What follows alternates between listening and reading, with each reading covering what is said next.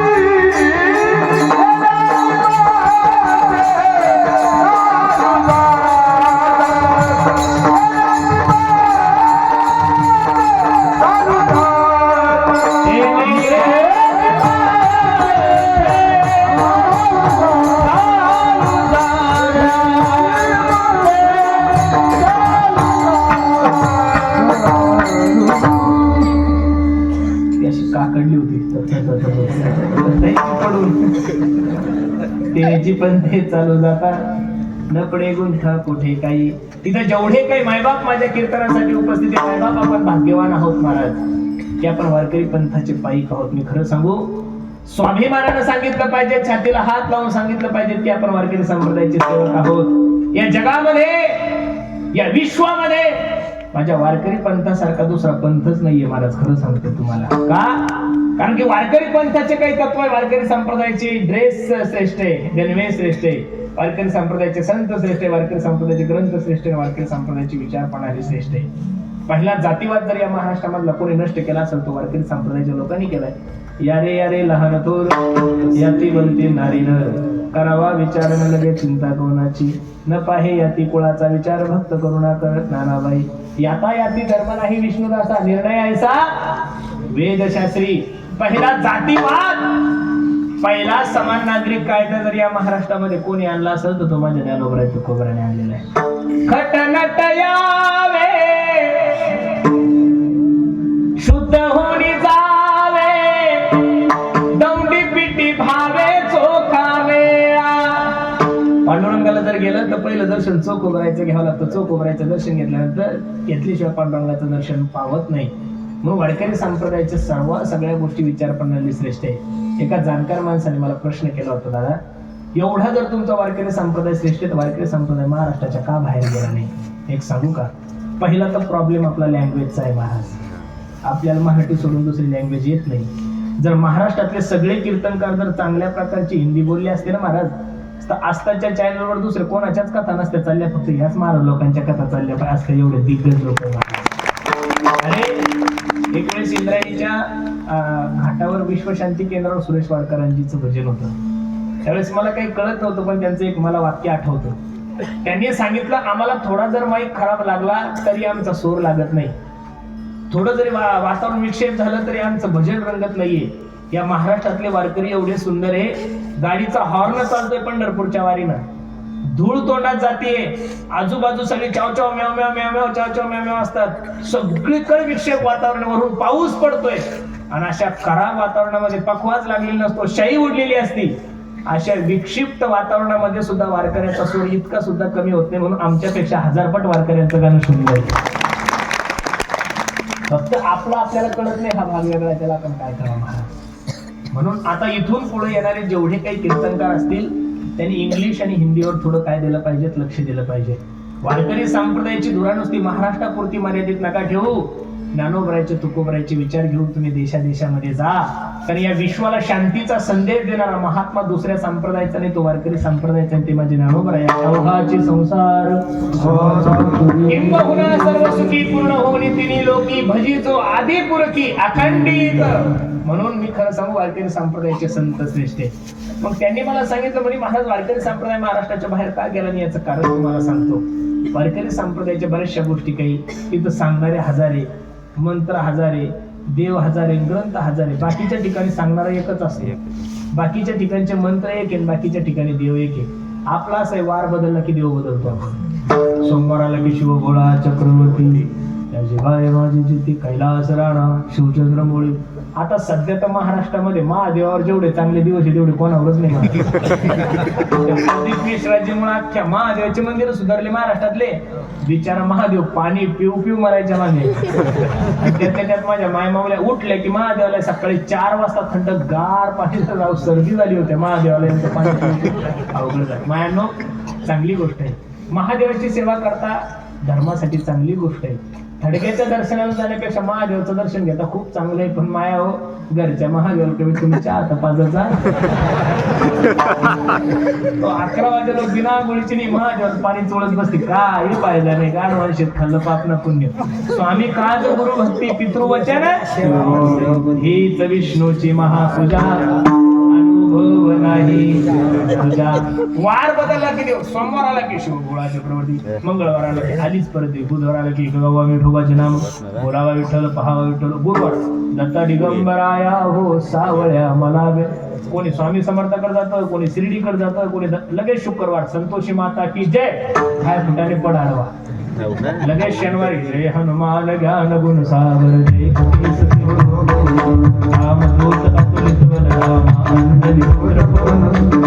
महावीर विक्रम बजरंगी कुमत निवार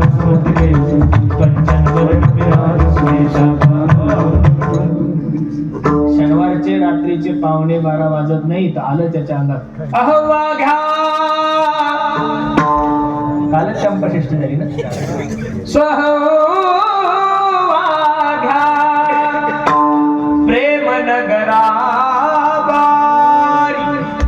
हे सावध होणे भजनी लागा. देव करा कैवारी मल्हारीची वारी माझ्या मल्हारीची वारी माझ्या मल्हारीची वारी मल्हारीची वारी माझ्या मल्हारीची वारी मल्हारीची वारी माझ्या मल्हारीची वारी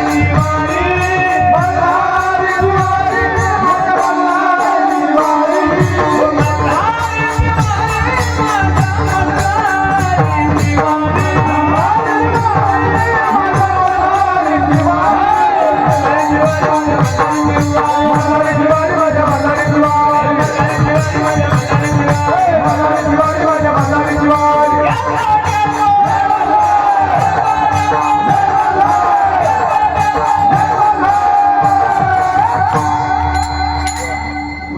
हे गाणे तसे भजनाला गात देव कारण कोणाच्याही अंगात येऊ शकतात.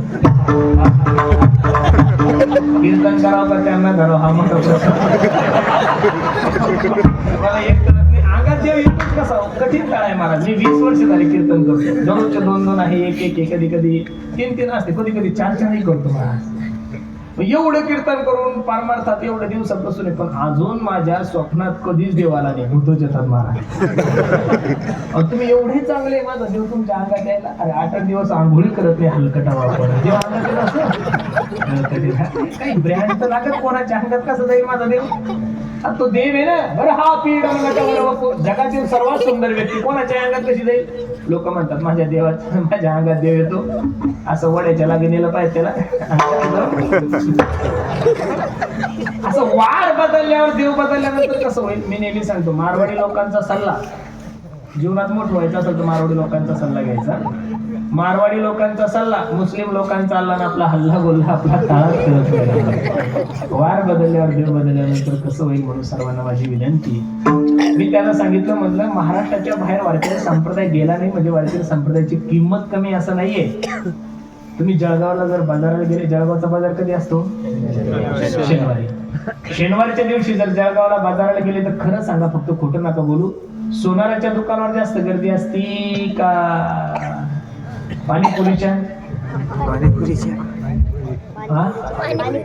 पाणीपुरीच्या दुकानावर जास्त गर्दी असते. याचं कारण असे पाणीपुरी 10 रुपयाला 10 भेटते. किती भेटती 10 रुपयाला 10. सोनाराच्या दुकानात गर्दी कमी म्हणजे सोनाराचा भाव कमी नाही. 1 ग्रॅम जरी घ्यायचा असेल तर 6,000 मोजून द्यावं लागते. किती मोजून द्यावं लागते 6,000. पाणीपुरी कशी बनवतात हे मी पाहण्यापेक्षा तुम्ही युट्यूबवर चेक करा. कधी कधी पाणी संपलं ते नालीचाही वापरतात.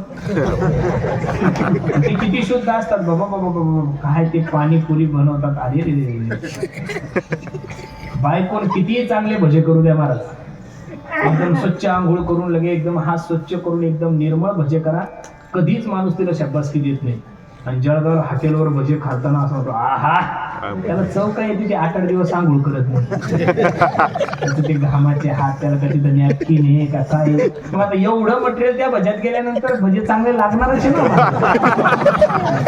पाणीपुरीच्या दुकानावर गर्दी जास्त याचं कारण पाणीपुरी 10ला 10 आहे. आणि सोनं जर घ्यायचं असेल तर 60,000 रुपये तोळा आहे. सोन्याच्या दुकानात गर्दी कमी म्हणजे सोन्याचा भाव कमी नाहीये. तसं 24 कॅरेट सोन्याचं दुकान म्हणजे माझा वारकरी संप्रदाय आहे. 24 कॅरेट सोन्याचं दुकान म्हणजे माझा वारकरी संप्रदाय. आपण वारकरी संप्रदायाचे सेवक आहोत म्हणून निश्चित आपले खिशे गरम आहे. आपण बुद्धिमान आहोत, आपण प्रारब्धवान आहोत, आपण पुण्यवान आहोत म्हणून आपण वारकरी संप्रदायाचे सेवक आहोत. म्हणून तेनेची पंथे चालू नका नपडे गुंथा कोठे काय विठोबा रखुमाय जय जय हो हरे विठोबा रखुमाय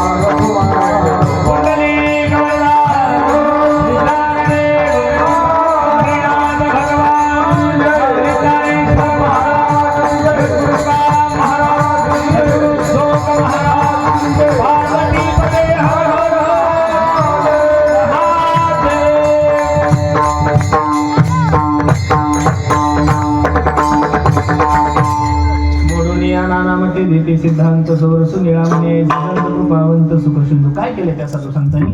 या शास्त्रामध्ये 12 दर्शन काय, 6 नास्तिकवादी 6 आस्तिकवादी या सर्वांच्या विचाराचं मंथन करून भक्तिरूपी खाऊ साधकाच्या हातात दिलाय. मोडोनी या रानावती देते सिद्धांत सोरसु देण्याची पण चालू जाता नकडे गुंथा कोठे काही अभंगाची सरळ भूमिका मी तुम्हाला सर्व मंडळी समोर ठेवली. मला आनंद वाटतो गेल्या 50 वर्षापासून तुम्ही ही योजना चांगल्या प्रकारे राबवताय. एवढी सुंदर परंपरा आजपर्यंत तुम्ही आणली. आपण ज्ञानोबराय तुकोबरायच्या चरणी प्रार्थना करू. जसं अमृत महोत्सव या ठिकाणी आपण त्या अमृत महोत्सवाचे जसे साक्षीदार आहात तसं याच ठिकाणी तुमच्या सत्तेची शताब्दी हो अशी आपण पांडुरंगाच्या चरणी प्रार्थना करू. मी आल्यापासून एक चिन्ह पाहतोय. तुमच्या समोर त्या 4 मूर्त्या माझ्या समोर दिसत आहेत. पहिलं माझे छत्रपती शिवाजी महाराज आहे, दुसरं वाल्मिक ऋषी ना वाल्मिक ऋषी, तिसरं भारतरत्न डॉक्टर बाबासाहेब आंबेडकर आहे आणि चौथा फोटो कोणाचा आहे? एकलव्य. ते फोटो जसे एकत्रित आहे तसं जर तुम्ही जीवनभर गावात एकत्रित राहिले ना महाराज तर तुम्हाला सप्ताह सुद्धा करायची गरज. त्या 4 महात्म्याचे फोटो तुम्ही पाहिले तर 4ही महात्म्याचा आदर्श वेगळा वेगळा आहे. आज हिंदू म्हणून घेण्याचा अधिकार इथं बसणाऱ्या जेवढ्या काही माझ्या माय मावल्या त्यांच्या कपाळाला जर कुंकू दिसत असेल आणि आज मंदिरावर जर कळस दिसत असेल तर हे उपकार जर या महाराष्ट्रात कोणाचे असेल तर माझ्या छत्रपती शिवाजी महाराज. दुसरा कुठे वाल्मिक ऋषींचा. वाल्मिया कोळ्याचं जीवन जर तुम्ही पाहिलं तर आद्य कवी या देशाचे आणि चरित्र जर पाहिलं तर डाकू होते महाराज. काय होते? एक डाकू असताना नारदजीचा सत्संग झाला. नारदजीची कृपा झाल्यानंतर एवढाच प्रश्न विचारला तर वाल्या ज्यांच्यासाठी एवढं अनिष्ट मार्गाचं वर्तन करतोय शेवटी तुझ्या कोणीच कामी येणार नाही. एवढा भावला वाल्मिक ऋषीच्या अंतकरणात तो सत्संग. ही कोळीयाची कीर्तन वाढली गहन केले रामायण रामादी प्रभू रामचंद्र जन्माला येण्याच्या अगोदर रामायण लिहून ठेवलं. ही ताकद वाल्मिक ऋषीची. तिसरा फोटो आहे डॉक्टर बाबासाहेब आंबेडकरांचा. आज प्रत्येकाला स्वतंत्र विचार मांडण्याचा अधिकार ज्या महात्म्यामुळे या देशात आपल्याला मिळालाय त्या महात्म्याचं नाव डॉक्टर बाबासाहेब आंबेडकर आहे. आणि चौथा फोटो आहे कोणाचा? एकलव्याचा. आपल्या गुरुसाठी अंगठा काढून देणारे शिष्य महाराज. पैशासाठी गुरुचा अंगठा कापणारे शिष्य हजारो असतील. नाही कळलं? परत ऐका. पैशासाठी आपल्या गुरुचा अंगठा कापणारे शिष्य या देशामध्ये हजारो सापडतील, पण आपल्या गुरुसाठी आपला अंगठा कापून देणारा शिष्य जर या देशामध्ये कोण असेल तर ते फक्त आणि फक्त एकलव्य आहे. म्हणून ही परंपरा एवढी तुम्ही चांगली चालवता मला आनंद वाटतो महाराज. बराचसा तरुण वर्ग माझ्या कीर्तनासाठी तरुणांना माझी विनंती पुरानो, देशाविषयी धर्माविषयी स्वाभिमान बाळगा. आज तुमच्या एकत्रीकरणाची खूप गरज आहे. अनेक धर्म अनेक पंथ अनेक लोक या समाजाला विखुरण्याचा प्रयत्न करतायत. जातीच्या नावाखाली वेगळ्या वेगळ्या गावात 4-4 विभाग पडायला लागले. सध्या जातीय समीकरण महाराष्ट्रात किती गाजलं हे माझ्यापेक्षा तुम्हाला सर्वांना माहित आहे. म्हणून सर्वांना माझी विनंती आहे आपण सर्वांनी एक या. अरे प्रत्येकानं नका म्हणू मी ह्या जातीचा आहे, मी त्या जातीचा आहे, मी या धर्माचा आहे, मी त्या धर्माचा आहे. इथं जेवढे काही माझे मायबाप आहे त्यांना माझी विनंती, कधीतरी एकदा म्हणा मी हिंदू आहे आणि हिंदुस्तान माझा देश आहे. हे ज्या दिवशी तुम्ही म्हणताल त्या दिवशी निश्चित या देशात क्रांती झाल्याशिवाय राहणार नाही. जसं 50 वर्षापासून ही सत्तेची परंपरा आपण ठेवली असं जर तुम्ही सर्व मंडळी एकत्रित राहिले ते 4 फोटो प्रमाणे जर आपलं गाव एकत्रित राहिलं तर मी नारदाच्या गादीवर सांगतो भविष्यात 5 वर्षात हा भारत देश हिंदू राष्ट्र झाल्याशिवाय. एक काळ असा होता की आपलंच गाणं आपल्याला गायचं म्हणल्यानंतर आपल्याला परवानगी काढावी लागत होती. आज काय चांगले दिवस म्हणायची गरजच नाही. बन रहा है मंदिर. अख्खा देश नटलाय महाराष्ट्र रामचंद्राच्या मंदिराच्या लोकार्पण सोहळ्यासाठी. अरे 7,000 VIP आमंत्रण आहे. किती? 7,000. काही लोक म्हणतात काय गरज होती एवढं मोठं मंदिर बांधायचं, त्याच्यापेक्षा शाळा बांधल्या असत्या तर देश पुढे नसता गेला का?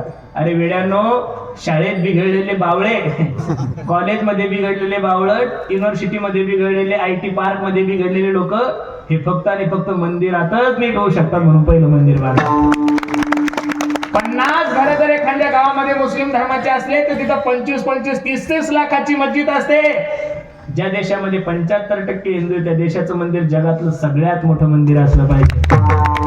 करोनातून तुम्ही जिवंत आहे ना, तर आता मरायच्या अगोदर एकदा तरी अयोध्येचं मंदिर पाहून या. तसं मरू नका बरं, नाही तर कावळा शिवणार नाही तुम्हाला.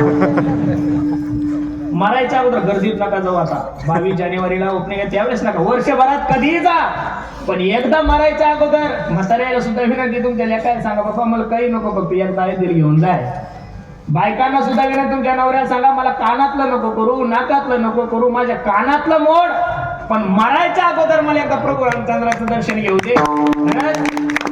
सूर्याला नाही, विश्वाला सुद्धा लाजवल एवढं गोड मंदिर सर्वांच्या सहकार्यानं झालंय. ते कोणत्या पक्षाचं नाही, ना बीजेपीचं, ना कोणाचं. हे मंदिर आपलं आहे. प्रत्येक गावातून जिल्ह्यावाईज तिथे 1-1 रुपये गेलेला आहे. आणि तिथे गेल्यानंतर तुम्हाला सुद्धा वाटलं पाहिजे मी सुद्धा या मंदिरासाठी 1000 रुपये दिलेले आहे, मी सुद्धा या मंदिरासाठी एक वीट दिलेली आहे. प्रभू रामचंद्र हे दैवत तुमचं आणि माझं आहे. कोणाचं आहे? अखिल विश्वाचं दैवत आहे. म्हणून त्या मंदिरासाठी सुद्धा मी तुम्हाला जाहीर आजपासून, मी कोणत्या पक्षाच्या वतीने विनंती नाही करत, हिंदू धर्माचा प्रचारक म्हणून तुम्हाला मी विनंती करतोय. आणि आपण हिंदू म्हणून प्रत्येकानं मरायच्या अगोदर एकदा तरी अयोध्येला जावं अशी माझी सर्वांना विनंती आहे. तरुणांना माझी विनंती, पूर्ण जीवनामध्ये व्यसन करू नका. दारू गांजा मत पे यारो अक्कल हो जाती है, अपने पलों का दाम खर्च गए मुंह में मिट्टी आती है. चांगले कपडे घाला, चांगले मोबाईल घ्या, उद्योग धंदे व्यवसाय करा, पण दारू पिऊ नका. सर्वांना माझी विनंती आहे. या देशाला पाकिस्तान पासून भीती नाही, बांगलादेश पासून भीती नाही, नक्षलवाद्यापासून भीती नाही, आतंकवाद्यापासून भीती नाहीये.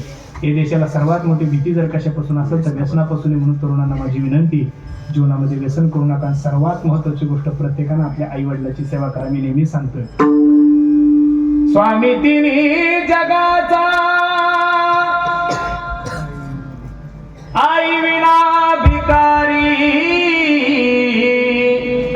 स्वामी तिन्ही जगाचा आई विना भिकारी.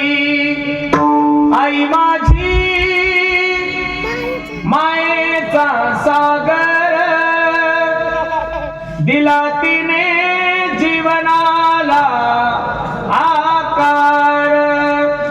तळपत्या उन्हात आणि रखरखत्या रानात, राहिली समाजासाठी तू ग कष्टाच्या घामात. कधी मिळेल मुठभर घास, कधी घडे तिला उपवास. ओल्या मातीतून चालताना तुडविले काट्याचे फास. आई माझी मायेचा सागर, दिला तिने जीवनाला आकार. म्हणून प्रत्येकाला माझे हात जोडून होती दादा, प्रत्येकानं आपल्या आई वडिलांची सेवा करा. खूप गोड नियोजन तुम्ही सर्व मंडळी केलं. मायबाप, एवढी थंडी असताना सुद्धा मंडप फुल झाला म्हणजे आपला कार्यक्रम सक्सेस झाला. महाराज ज्ञानोबराय तुकोबराय तुमच्याकडून धर्माची देशाची सेवा अशीच करून घेऊ. फक्त सर्वांना माझी विनंती आहे, मी जाता जाता फक्त एक विनंती करेल, एक भीक मागतो तुमच्या दरबारामध्ये. पैशाची भीक नकोय मला, फक्त तुम्ही आज संकल्प करा भोलेनाथाच्या समोर. भोलेनाथानं ज्या देवाचं चिंतन केलंय, दिवसातून कमीत कमी, जास्त नका पण 11 माळी तरी रामकृष्ण हरी या मंत्राचा जप करा. आपला सप्ताह सार्थक झाल्याशिवाय राहणार नाही. निश्चित देवाचं चिंतन करा. देवाच्या चिंतनाने तुमच्या जीवनातील सगळे संकट दूर झाल्याशिवाय राहणार नाही. मग कार्यक्रमासाठी उपस्थित सर्वच गुणीजन महाराज मंडळी, ज्यांनी गोड असं आजचं अन्नदान केलंय, आमचे सोनू महाराज आहेत मोरे, आमचे जगन्नाथ रामसिंग सोनवणे यांनी सुंदर असं हे नियोजन केलं, ज्यांच्या मुखातून तुम्ही भावार्थ रामायण श्रवण करत असाल. आमचे पंढरीनाथ बाबा, ज्यांचं गोड असं गायन आपण गेल्या 4 दिवसापासून श्रवण करत आपल्या भागाचे वैभव युवा कीर्तनकार आमचे कोमल दादा आहेत, आमचे संगीत अलंकार आमचे कुंदन दादा आहेत, आमचे राजू महाराज आहेत, आमचे रोहिदास दादा आहेत, आमचे विजय महाराज, सर्वच ग्रामस्थ मंडळी, आता निंभोरेकर मंडळी, नजर लागावा एवढा सुंदर कार्यक्रम. उद्या सुद्धा माझे परम मित्र आमचे सोपानजी महाराज शास्त्री, खूप आम्ही लहानपणापासून सोबत होते, जिवलग मित्र आहे माझा. उद्या सुद्धा बहुसंख्येनं तुम्ही या कार्यक्रमासाठी या. ज्यांनी गोड अशी माईक सिस्टीम लावली त्या दादासाठी सातवडने सर्वच कार्यक्रम करणारी मंडळी. काही जण म्हणले टोपी घाला, ते म्हणतात आम्हाला सुतक, सुतकाचा आणि टोपीचा काही संबंध नाही बरं, तसं काही नसतं. टोप्या घालायचे, फक्त टोप्या नका घालू, टोपी घातली चालते. मला हेच कळत नाही, सुटकामध्ये लोक दारू चालते, सुटकाला मटणं चालतात, मोबाईल खेळायला चालतात, टीव्ही पाहायला चालते, धिंगाणा करायला जातो, शिव्या द्यायला चालते. मग देव करायला काय प्रॉब्लेम आहे? उलट जितक्या दिवस सुतक आहे तितक्या दिवस जास्तीत जास्त देवाचं चिंतन करा, म्हणजे जो मेला त्याला मोक्ष मिळल्याशिवाय राहणार नाही. म्हणून टोपी घालायचा. आमच्या कुंदनला सुद्धा सुतक आहे का नाही, पण तो टोप्या घालणार आहे, त्याच्यामुळे त्याचं काही पाणी घालत अजिबात नाही. आमच्या गावात मला कधी बी सुतक असलं मी गंध लावत असतो. गावातले लोक म्हणतात हा गेलेला गेला, गंधाला काय प्रॉब्लेम आहे महाराज? काही काही लोक गावात गण लावत नाही, महिला मंडळी बाहेर गावाला गेले की टिकल्या लावून जातात. काय फायदा, सारखंच आहे ना. लपून काढलं की ठेवून मी असं लय वेळेस अनुभव घेतला. गावात लोक म्हणतात आम्हाला झोपू घे, कुणाला जमत नाही, कुठं माहेर आलं, कुठं चालले फिरायला, की गाडीत बसले की टिकली लावतात. अजिबात तसं नाही. सुतकामध्ये माणसानं देवाचं चिंतन करा. पूर्वीचे लोक गरुड पुराण ठेवत होते, पद्म पुराण ठेवत होते. तसं 7 दिवस भगवंताचं चिंतन करायचं, 13 दिवस हेच त्या माणसाला खरी श्रद्धांजली ठरते. म्हणून पुन्हा शब्द सर्वांच्या चरणी मी माझा माता ठेवतो. आज आवर्जून आपल्या कार्यक्रमाची शोभा वाढवण्यासाठी आपल्या विभागाचे लाडके आमदार, मंत्री महोदय, पालकमंत्री तुमचे गुलाबराव पाटील यांचे चिरंजीव आमचे प्रताप दादा हेही कार्यक्रमासाठी उपस्थित आहेत. संप्रदायाचं कोणताही मनुष्य असू द्या, कोणतीही अडचण असू द्या, जागृत देवस्थाने बरं ये. कोणतं देवस्थान आहे? जागृत देवस्थाने. कधीही फोन करा. ते माझे मित्र आहे म्हणून मी त्यांचं वर्णन करत नाही महाराज. मला विशेष मला वाटतच नाही ते एखाद्या कॅबिनेट मंत्र्याचा मुलगा आहे म्हणून महाराज. एवढं साधं. कधीही फोन करा. त्यांना नुसतं म्हणलं मी हो कीर्तनाला जायचं, हो म्हणे महाराज. येणार म्हणजे येणारच. आता पाठीमागे सुद्धा परिसरातील बऱ्याचशा लोकांना टाळ पकवाज वाटली. प्रताप दादा, माझी सुद्धा तुम्हाला विनंती, तुम्ही सत्तेतले आहात. वारकरी संप्रदायातल्या कोणत्याही माणसावर जर कधी संकट आलं तर आपण भावासारखं त्याच्या पाठीमागे उभं राहावं अशी मी सर्वांना विनंती करतो. कारण वारकरी संप्रदायातले लोक जेवढं धर्माचं काम करतात तेवढं कोणीच करत नाही महाराज. खरं सांगतो. पक्षाचं काम वेगळं आणि धर्माचं काम वेगळं. रात्रंदिवस रोडवर असतात महाराज लोक. बाय चान्स कधी एखाद्याच्या जीवनात अपघात झाला तर वारकरी संप्रदायातला कोणताच मनुष्य श्रीमंत नाही महाराज.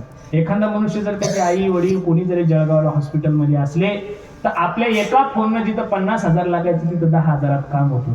तेवढं जर आपण वारकऱ्यांसाठी केलं तर निश्चित वारकरी मंडळीचा आशीर्वाद तसा तर तुमच्या सोबत आहेच, पण अजून सुद्धा सदैव तुमच्या सोबत राहील अशी मी दादांच्याही चरणी मी माझा माता ठेवतो. दादाही कार्यक्रमासाठी उपस्थित आहेत. पुन्हा एकदा सर्वांच्या चरणी मी माझा माता ठेवतो. आणि एवढं गोड नियोजन तुम्ही सर्व ग्रामस्थ मंडळीने केलं, एकदा तुम्हीच तुमच्यासाठी मनापासून एकदा टाळ्या वाजवा. अर्पण करायचे. जाता जाता एक छोटी विनंती. आम्ही ज्या परिसरामध्ये राहतो त्या परिसरामध्ये एक छोटीशी गोशाळा सांभाळतो. तुम्ही म्हणसाल की पैसे वगैरे मागता का महाराज? तसलं काही मनात पाप नका आणू, पण त्या गायीची सेवा करण्यासाठी एक छोटासा उपक्रम आम्ही हाती घेतलाय. सुंदर असं त्या गायीच्या मधून वारकरी अगरबत्ती तयार करतो. समोर डस्टर गाडी उभी आहे. प्रत्येकानं घरी जाताना एक अगरबत्तीचा पुडा घेऊन जा. त्याच्यातून जो पैसा येईल तो गोमातेच्या चाऱ्यासाठी आणि पाण्यासाठी जाईल. याची शाश्वती मी तुम्हाला नारदाच्या का देऊन देतो. ज्ञानेश्वर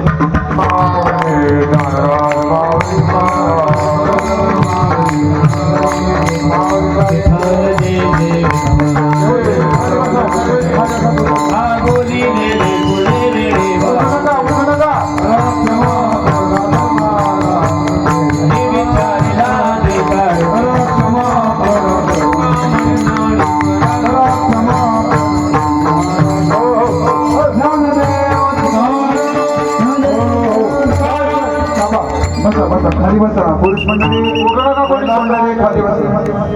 बसून घ्या. अजून 15 मिनिटं कीर्तन चाललं असतं तर मग